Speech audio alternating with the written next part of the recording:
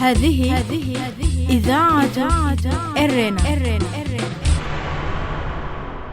مستمعاتنا الكريمات ومستمعي الكرام، متابعي إذاعة إرنا حيثما كنتم وحيثما يصلكم بثنا، أهلا ومرحبا بكم في مستهل البرنامج العربي لهذا اليوم الجمعة 19 من فبراير.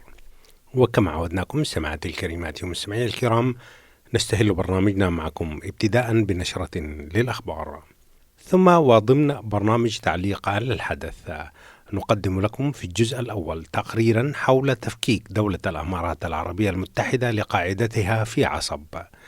أما في الجزء الثاني فنقدم لكم تعليقا حول سحب الخرطوم لسفيرها من أديس أبابا للتشاور والمعنى الدبلوماسي للخطوة التي اتخذتها الخرطوم. قبل ذلك مستمعات الكريمات ومستمعي الكرام، أقدم لكم نشرة للأخبار فيما يلي أبرز عناوينها. الأسوشيتد بريس تؤكد تفكيك الإمارات العربية لقاعدتها العسكرية في إريتريا. السودان يستدعي سفيره من أديس أبابا للتشاور. رئيس اللجنة العسكرية الأوروبية في ليبيا ينتقد كل من روسيا وتركيا. كانت مستمعاتي الكريمات ومستمعي الكرام تلكم عناوين النشرة، وإليكم تفاصيلها من إذاعة إرنا. إذاعة إرنا، صوت مستقل لإريتريا. في تقرير نشره موقع روسيا اليوم أمس الخميس، قال بأن وكالة الأسوشيتد بريس أكدت أن دولة الإمارات العربية المتحدة قامت مؤخرا بتفكيك قاعدتها البحرية في عصب، والتي كانت تستعمل أساسا كقاعدة انطلاق للإمدادات والعمليات العسكرية في الحرب على اليمن. وكانت عدة مصادر قد أشارت إلى أن الإمارات بدأت منذ يناير الماضي تفكيك قاعدتها العسكرية في إريتريا، ولكنها حافظت على تأجير الميناء حسب عقد طويل المدى. تستمعون لهذا التقرير في برنامج تعليق على الحدث بعد نشرة الأخبار. استدعت وزارة الخارجية السودانية صباح الأربعاء الماضي السفير جمال الشيخ سفير السودان لدى إثيوبيا والممثل الدائم للسودان في الاتحاد الأفريقي بغرض التشاور فيما يتعلق بالتوتر الحدودي بين البلدين. وقال الناطق باسم الخارجية السودانية منصور بولاد بأن الاستدعاء تم بخصوص الأزمة الراهنة، وأن السفير سيعود إلى مقر عمله بعد انتهاء المشاورات. للمزيد حول هذا الموضوع أيضا تابعوا معنا حلقة اليوم من برنامج تعليق على الحدث. نقل موقع بوابة أفريقيا الإخباري الليبي عن رئيس اللجنة العسكرية للاتحاد الأوروبي كلاديو غرازياني قوله أن كل من أنقرة وموسكو تشكلان عقبة في ليبيا وتعملان خارج إطار العلاقات الدولية وخارج قرارات مجلس الأمن هناك.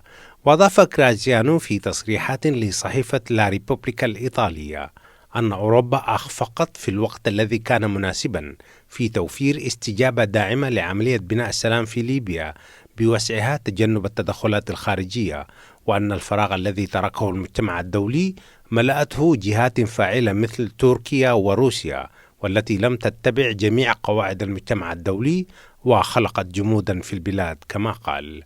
وأكد غراتسيانو أن الاتحاد الأوروبي أضاع في الماضي فرصة أن يكون أكثر حضورا وأكثر حزما وفاعلية في السيناريو الليبي الذي يخوض أزمة منذ 10 سنوات بعد سقوط النظام السابق. وأضاف غراتسيانو: لقد عايشت هذه الأزمة منذ ولادتها في 2011 نتيجة لثورات الربيع العربي، وهي أزمة عامة أحدثت تغييرات قوية حتى في حلف شمال الأطلسي، مضيفا أنها الأزمة الأخطر منذ عقود لأنها مرتبطة بأزمة أكثر شمولا في منطقة الساحل والتي تضغط بصورة مباشرة على الوضع في ليبيا. وأكد رئيس اللجنة العسكرية للاتحاد الأوروبي أن المهمة الملموسة التي قدمها الاتحاد الأوروبي لليبيا هي عملية إيريني التي تعتبر أهم عملية للاتحاد الأوروبي لتنفيذ حظر الأسلحة وفقا لما قاله. ويذكر أن كلاديو غراتسيانو رئيس سابق لهيئة الأركان في القوات الإيطالية، وترأس البعثة العسكرية الإيطالية والطبية الموجودة في مصراتة، وهو قائد سابق لقوات الأمم المتحدة المؤقتة في ليبيا. بهذا الخبر من روما مستمعاتي الكريمات ومستمعي الكرام، نكون وإياكم قد وصلنا إلى نهاية نشرتنا الإخبارية، وهذا تذكير بأبرز عناوينها. هذه إذاعة إرنا. الأسوشيتد بريس تؤكد تفكيك الأمارات العربية لقاعدتها العسكرية في إريتريا. السودان يستدعي سفيره من أديس أبابا للتشاور. رئيس اللجنة العسكرية الأوروبية في ليبيا ينتقد كل من روسيا وتركيا. استمعتم فيما مضى مستمعاتي الكريمات ومستمعي الكرام إلى نشرة للأخبار قدمتها لكم من إذاعة أرينا.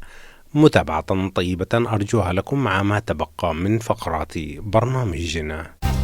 إذاعة إرينا، صوت مستقل لإريتريا. المستمعات الكريمات والمستمعين الكرام، أهلا وسهلا بكم في حلقة اليوم من برنامجكم الأسبوعي تعليق على الحدث.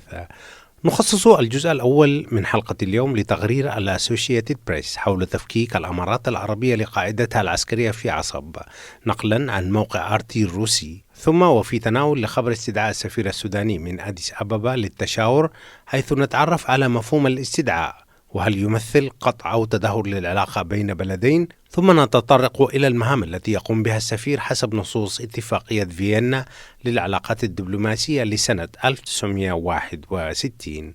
فابقوا معنا. إذاعة إرينا، صوت مستقل لإريتريا. الأسوشيتد بريس: الأمارات تفكك قاعدتها العسكرية في ليبيا بعد سحب قواتها من اليمن. عبد الهادي الرمحي للأسوشيتد بريس نقلا عن موقع روسيا اليوم. أفادت وكالة أسوشيتد بريس بأن الأمارات بعد انسحاب قواتها من الحرب اليمنية بدأت تفكك أجزاء من قاعدة عسكرية كانت تستخدمها في إريتريا لنقل أسلحة ثقيلة وقوات إلى اليمن.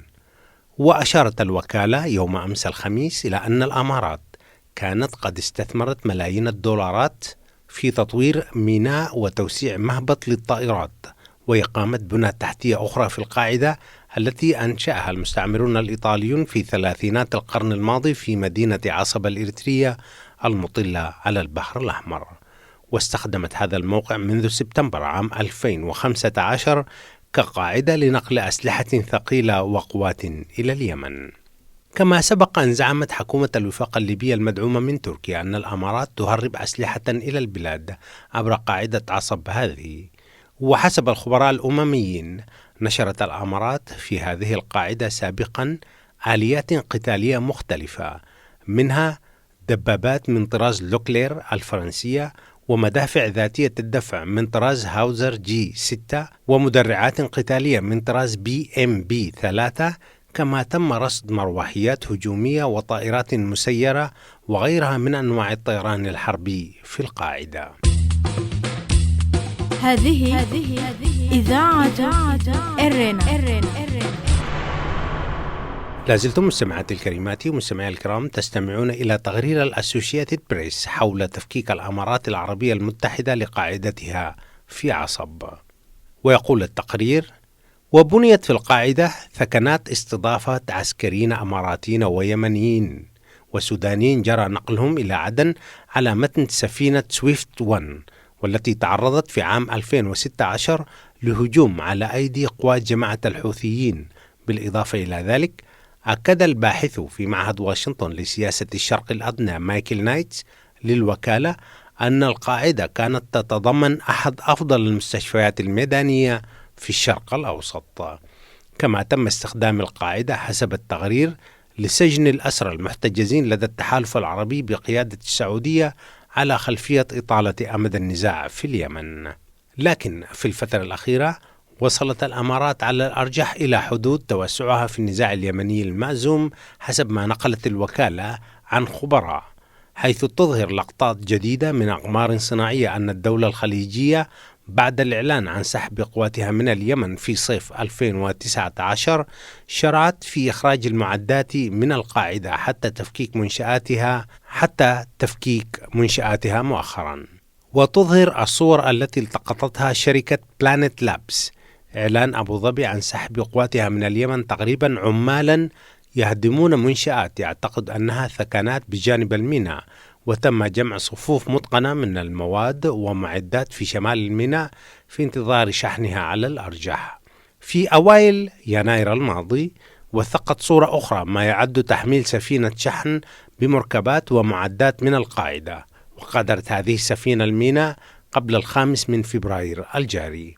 كما شملت أعمال التفكيك هذه مؤخرا، وحسب الصور التي تم التقاطها في يناير وفبراير، سقائف جديدة تم إنشاؤها على طول المدرج، لا سيما تلك التي كان المحللون يعتبرونها مرتبطة بطائرات مسيرة. وأشارت الأسوشيتد بريس إلى أن إزالة هذه السقائف جاءت بعد اتهام المتمردين في إقليم تيغراي الإثيوبي في نوفمبر الماضي الأمارات بقصف مواقعهم بطائرات مسيرة من هذه القاعدة. كان هذا مستمعاتي الكريمات ومستمعي الكرام الجزء الأول من برنامجكم الأسبوعي تعليق على الحدث، وخصصناه لقراءة تقرير الأسوشيتد بريس أن الأمارات العربية تفكك قاعدتها العسكرية في إريتريا، وذلك بعد سحب قواتها من اليمن.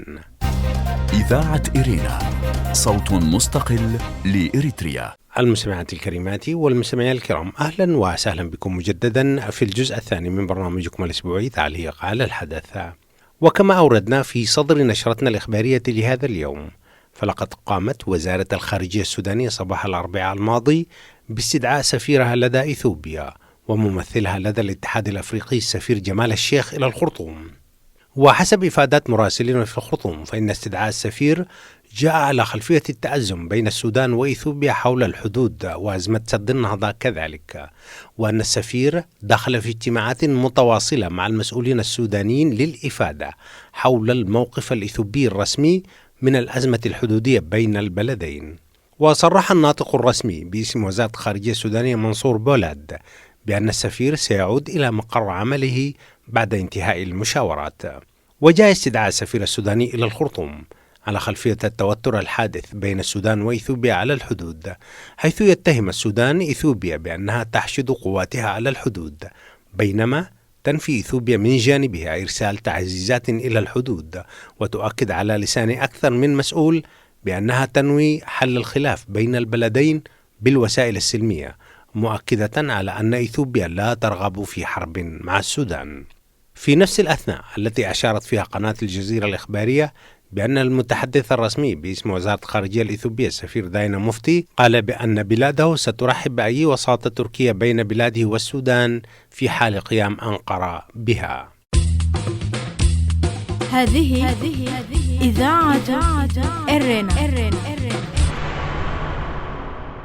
سوف نتابع معكم مستمعي الكرام ومستمعات الكريمات هذا التطور، ولكن هذه المرة من زاوية دبلوماسية، حيث نتعرف على مفهوم سحب السفراء للتشاور، وهل يرقى هذا المفهوم إلى قطع العلاقات الدبلوماسية بين البلدين؟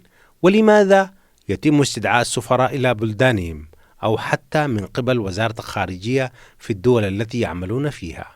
كيف يتم ذلك؟ ثم نتعرف معكم على الأسس القانونية التي تحدد مهام السفير والخروقات التي يرتكبها بعض السفراء والتي تؤدي إلى طردهم في مخالفة واضحة لاتفاقية فيينا للعلاقات الدبلوماسية لسنة 1961، وهي الاتفاقية التي تحكم قواعدها وبنودها العلاقات الدبلوماسية والقنصلية بين البلدان، وتحدد مهام وحصانات وامتيازات السفراء والمبعوثين الدبلوماسيين. إذاعة إرينا، صوت مستقل لإريتريا. تحدد اتفاقية فيينا للعلاقات الدبلوماسية لسنة 1961 مهام المبعوث الدبلوماسي بأنه الممثل الدائم لدولته لدى دولة أخرى حسب العرف والقانون الدبلوماسي، ويسمى المبعوث في الغالب سفير مفوض أو سفير فوق العادة مفوض، وهو تسمية لشخص يمثل رئيس الدولة ويتحدث باسم رئيسها أو ملكها لدى الدولة المضيفة. وقد يعمل السفير سفيرا في دولة واحدة أو في عدة دول، حيث يكون سفير غير مقيم في هذه الحالة. وحسب العرف الدبلوماسي يعتبر السفير ممثلا شخصيا لرأس الدولة ومفوض من قبله، بحيث أن ما يطرحه للمسؤولين في الدولة التي تستضيفه يعبر عن الموقف الرسمي لبلاده.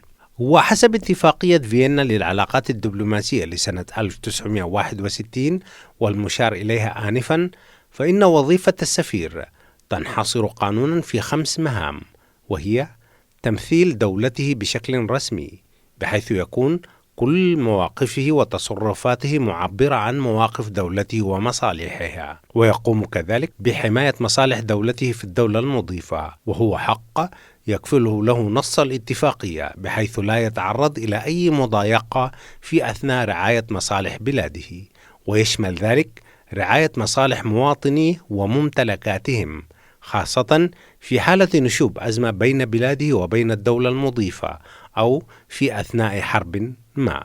وإضافة إلى حماية المصالح، يقوم السفير بالتفاوض مع المسؤولين في الدولة المضيفة بما يضمن تحقيق مكاسب لبلاده ضمن رعايته لمصالح بلاده. ويقوم السفير كذلك بالحصول على المعلومات المهمة والتي تعني بلاده بخصوص تطورات الأوضاع المحلية في البلد التي يعمل فيها وتأثيرها على علاقة بلاده. وفي هذه الحالة يحق له الحصول على المعلومات المطلوبة، وتضمن الدولة المضيفة تمريرها عبر الحقيبة الدبلوماسية والتي لها الحصانة من التفتيش. ولا يجوز للسفير استخدام وسائل غير مشروعة في الحصول على المعلومات، مثل دفع الرشاوي أو الوسائل التي تتناقض مع مهامه القانونية.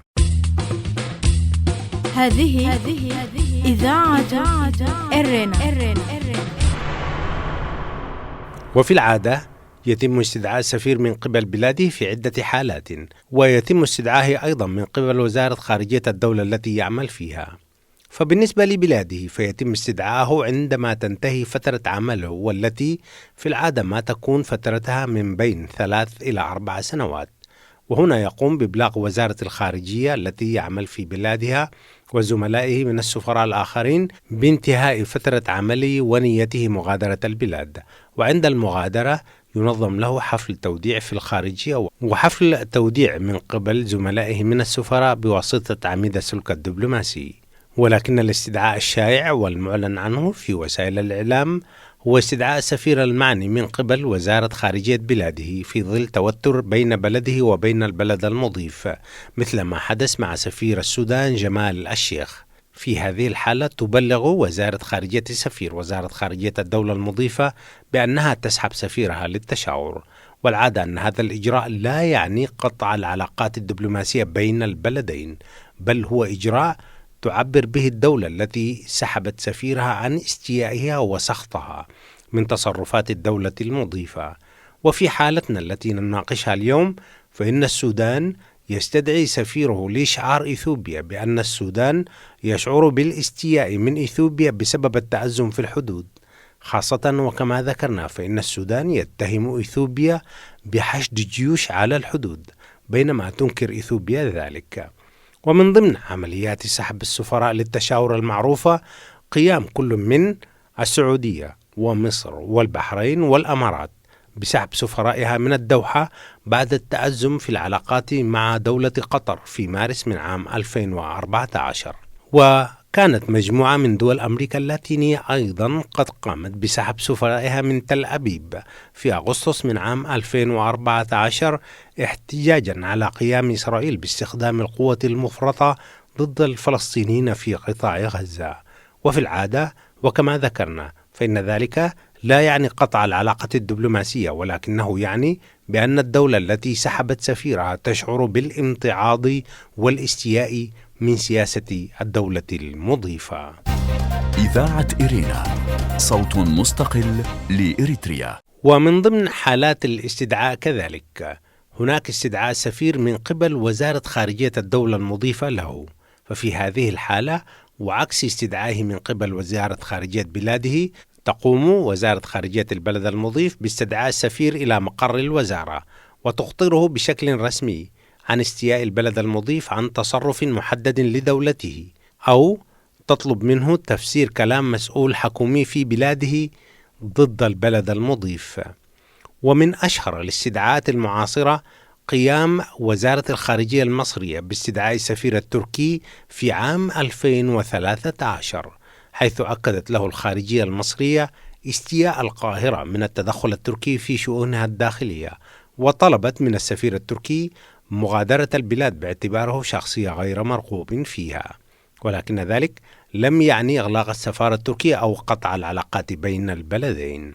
ومن المواقف الطريفة التي تحدث في بعض الدول عند استدعاء السفير للتعبير عن السخط هو قيام بعض الدول الناطقة باللغة الفرنسية باستخدام ضمير المخاطب المفرد أنت بدل من ضمير المخاطب الجمع أنتم للدلالة على السخط عند مخاطبة السفير. ويقول الباحث العراقي نواف شاذل طاقة بأن الروس يستقبلون السفير المستدعى في غرفة باردة وبوجوه عابسة تعبيرا عن السخط. ويقول أيضا بأن الدبلوماسيين يوصون المسؤولين عند مقابلة السفير المستدعى في وزارة الخارجية بعدم الابتسام مطلقا واستقباله في غرفة متواضعة الأثاث، ويفضل قراءة موقف الدولة من ورقة مكتوبة له، كل ذلك لتأكيد استياء الدولة المضيفة من دولة السفير.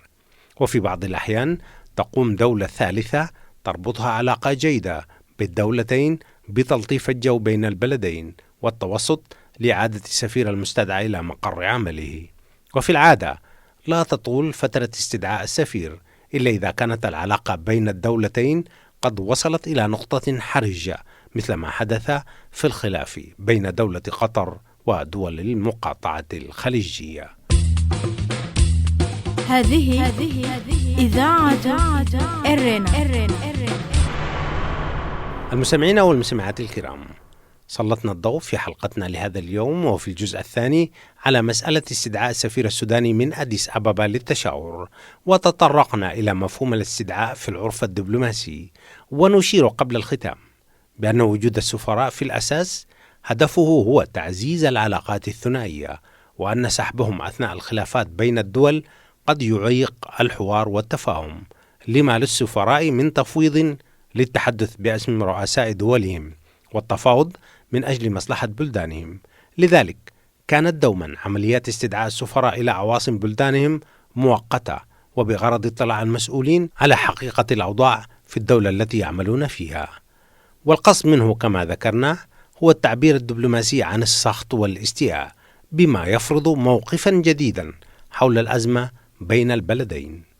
في الختام نأمل مستمعات الكريمات ومستمعي الكرام أن نكون قد ألقينا الضوء الكافي على مسألة سياسية ودبلوماسية في عالم العلاقات الدولية الراهن، عبر تناول البعد القانوني والسياسي والعرفي والدبلوماسي في استدعاء السفراء للتشاور، على ضوء قيام الحكومة السودانية استدعاء سفيرها السيد جمال الشيخ من أديس أبابا للتشاور بسبب التوتر الحدودي بين السودان وإثيوبيا، والذي أفردنا له حلقة سابقة من حلقات برنامجكم الأسبوعي تعليق على الحدث. بهذا القدر مستمعات الكريمات ومستمعي الكرام من برنامجكم الأسبوعي تعليق على الحدث نكون وإياكم قد وصلنا إلى نهاية فقرات برنامجنا لهذا اليوم. قبل الختام أقدم لكم موجزا سريعا لأهم ما ورد في صدر نشرتنا الإخبارية. إذاعة إرينا، صوت مستقل لإريتريا. الأسوشيتد بريس تؤكد تفكيك الأمارات لقاعدتها العسكرية في إريتريا. في تقرير نشره موقع روسيا اليوم أمس الخميس، قال بأن وكالة الأسوشيتد بريس أكدت أن دولة الأمارات العربية المتحدة قامت مؤخرا بتفكيك قاعدتها البحرية في عصب، والتي كانت تستعمل أساسا كقاعدة انطلاق للإمدادات والعمليات العسكرية في الحرب ضد اليمن. وكانت عدة مصادر قد أشارت إلى أن الأمارات بدأت منذ يناير الماضي تفكيك قاعدتها العسكرية في إريتريا، ولكنها حافظت على تأجير الميناء حسب عقد طويل المدى. السودان يستدعي سفيره من أديس أبابا للتشاور. استدعت وزارة الخارجية السودانية صباح الأربعاء الماضي السفير جمال الشيخ سفير السودان لدى إثيوبيا وممثلها الدائم لدى الاتحاد الأفريقي بغرض التشاور فيما يتعلق بالتوتر الحدودي بين البلدين. وقال الناطق باسم الخارجية السودانية منصور بولاد بأن الاستدعاء تم بخصوص الأزمة الراهنة، وأن السفير سيعود إلى مقر عمله بعد انتهاء المشاورات. رئيس اللجنة العسكرية الأوروبية في ليبيا ينتقد روسيا وتركيا. نقل موقع بوابة أفريقيا الإخباري عن رئيس اللجنة العسكرية للاتحاد الأوروبي في ليبيا كلوديو غراتسياني قوله أن كل من أنقرة وموسكو تشكلان عقبة في ليبيا وتعملان خارج إطار العلاقات الدولية وخارج قرارات مجلس الأمن.